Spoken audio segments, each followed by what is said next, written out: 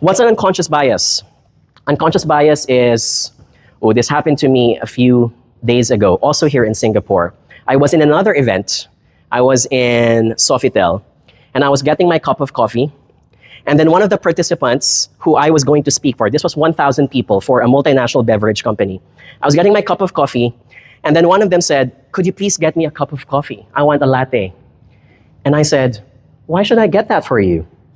Because I would be nice. But there are other people who should be doing that for you. And the guy said, aren't you one of them?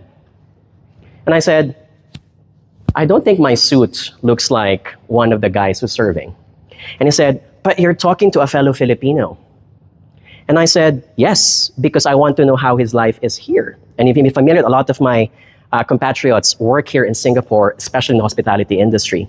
And I said to him, I think the better question to ask is, rather than assuming that I was the server, the better question to ask is, do you know where I can ask for a cup of coffee? If that's me, I can serve it for you.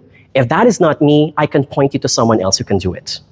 This isn't racism, but this was unconscious bias. Racism is inflicting harm to someone because of your judgment.